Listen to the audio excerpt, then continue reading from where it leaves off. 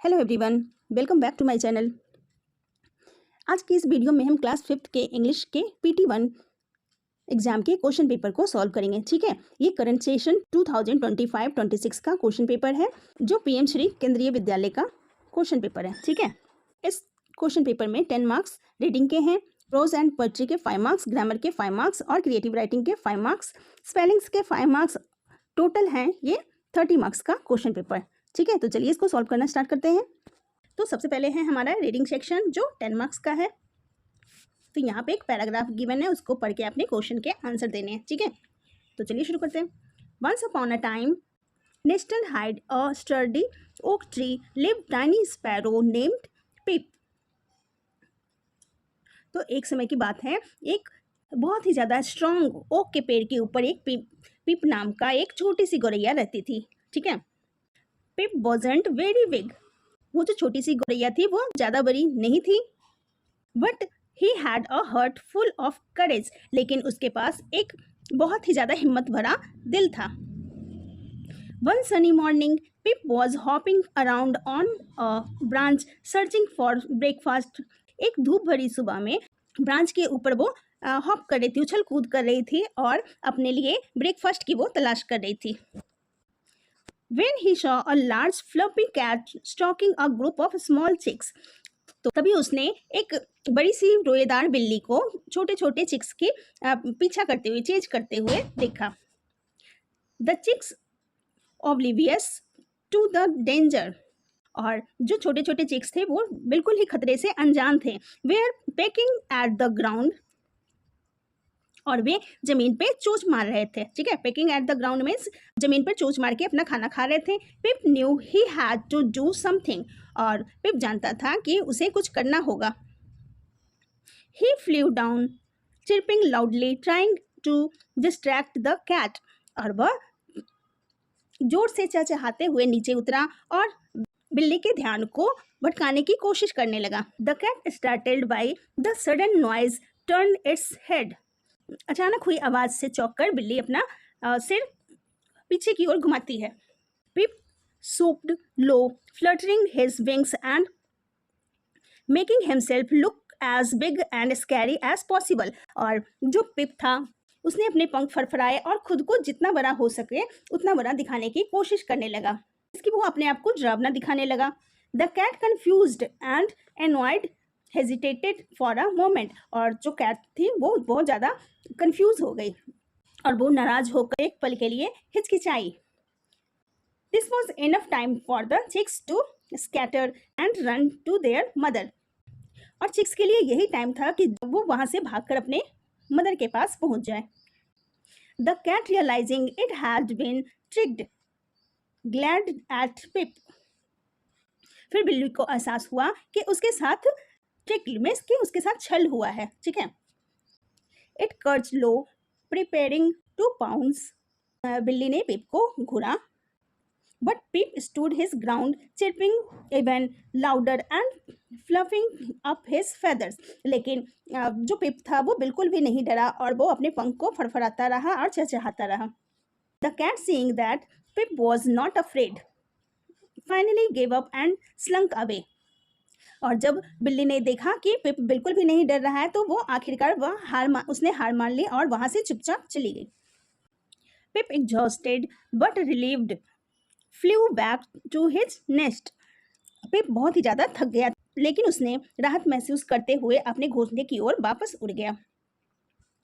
He felt a warmth spread through his tiny body. उसने अपने छोटे से शरीर में गर्माहट महसूस की। He hadn't just saved the chicks, he had also shown everyone that even the smallest creature can be brave। और उसने न केवल चिक्स को बचाया बल्कि उसने सबको यह भी दिखाया कि सबसे छोटा जीव भी बहादुर हो सकता है, ब्रेव हो सकता है। ठीक है, तो ये थे आपके पैराग्राफ।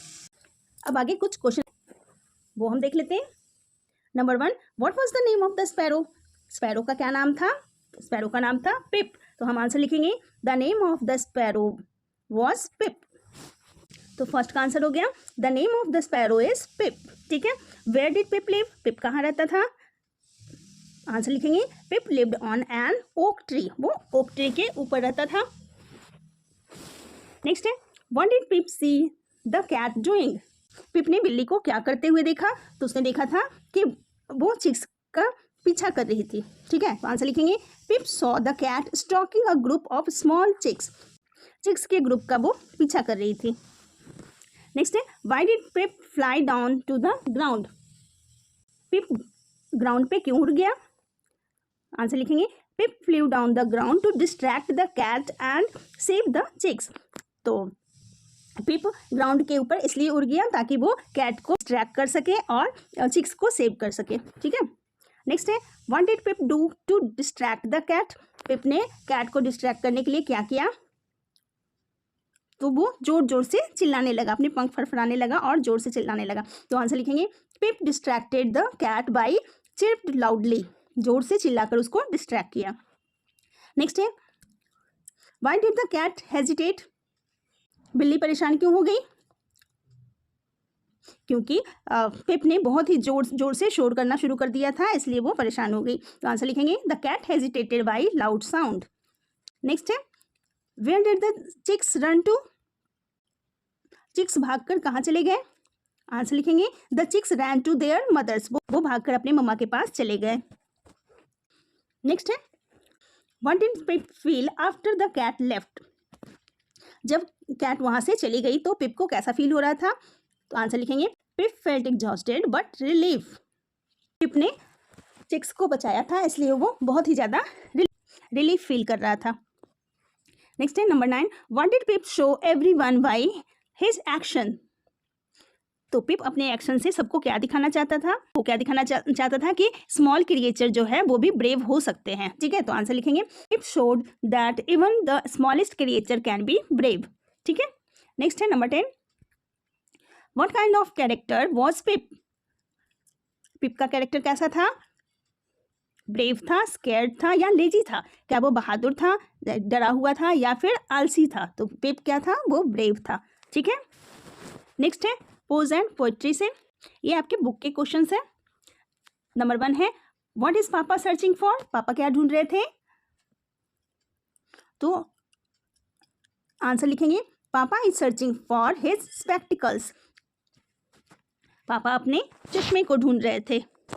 नेक्स्ट क्वेश्चन है why did everyone laugh at the end of the story, कहानी के अंत में सारे हंसने क्यों लग पड़े, सारे फ्रेंड्स इसलिए हंसने लग पड़े क्योंकि बॉल को लेकर सारे फाइट कर रहे थे, लेकिन एक स्कूटरिस्ट आता है और बॉल उसके अंदर चली जाती है और वो अपने साथ लेकर उसे चला जाता है, तो सारे फ्रेंड हंसने लग पड़ते हैं। तो हम आंसर लिखेंगे everyone laughed at the end of the story because they were fighting over the ball.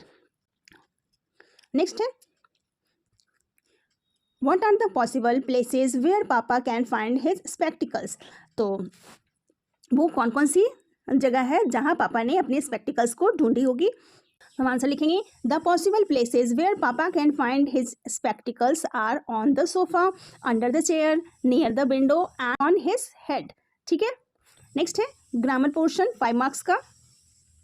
Underline the describing word. ठीक है, डिस्क्राइबिंग वर्ड मीन्स जो किसी चीज को डिस्क्राइब करता है। ठीक है, इज अ टॉल बॉय, तो टॉल जो हो गया उसका डिस्क्राइबिंग वर्ड हो गया। ठीक है, लड़का कैसा है, तो लंबा है, तो वो हो गया उसका डिस्क्राइबिंग वर्ड। हाँ, तो ये देख लेते हैं Shiva is a good नेचर्ड boy, तो शिवा का नेचर कैसा है, गुड है, गुड नेचर हो गया इसका डिस्क्राइबिंग वर्ड। ठीक है, बी है Hari's brother is very intelligent boy, तो हरी का भाई कैसा है, इंटेलिजेंट है। ठीक है, तो इंटेलिजेंट क्या हो गया इसका डिस्क्राइबिंग वर्ड हो गया। नेक्स्ट है नंबर 2 मिक्स सेंटेंसेस। ऑलवेज, तो ऑलवेज का हम सेंटेंस बनाएंगे I always wear clean clothes, मैं हमेशा ही साफ कपड़े पहनता हूँ। रेयरली, ठीक है, तो इसका बनाएंगे आई रेयरली ईट आइसक्रीम, मैं कभी कभार ही आइसक्रीम खाता हूँ। नेक्स्ट है rearrange the jumbled word to make a meaningful sentence, यहाँ पे कुछ वर्ड को उल्टा पुल्टा कर दिया है, उसको आपने अरेंज करके एक मीनिंगफुल सेंटेंस बनाना है। ठीक है, तो शुड है, ऑलवेज है, बी हेल्प पुअर द, तो इसका बन जाएगा we should always help the poor. ठीक है, नेक्स्ट है fill in the blanks with correct words. A Sahil dash to his friends place yesterday, Sahil अपने फ्रेंड के घर कल गया था, तो ये पास्ट फॉर्म में हो गया, तो हम यहाँ पे लिखेंगे वेंट, ठीक है। Sahil went to his friends place yesterday, ठीक है। नेक्स्ट है Dheeraj and Supriya are dash the chocolate shake. अब यहाँ पे धीरज एंड सुप्रिया आर है, तो आर के साथ हम ING लगाते हैं, तो ड्रिंकिंग द चॉकलेट शेक, तो ड्रिंकिंग यहाँ आ जाएगा, ठीक है। नेक्स्ट है right the rhyming word for the underline word, ठीक है। अब यहाँ पे कुछ वर्ड को अंडरलाइन किया गया है, उसके राइमिंग वर्ड आपने लिखना है। तो ड्रीम का हो गया क्रीम, है ना, क्रीम लिख सकते हैं। फाइट का माइट, ड्रीम का हो गया क्रीम और फाइट का हो गया माइट, ठीक है। नेक्स्ट है creative writing, right 5 sentences about the favourite person in this world.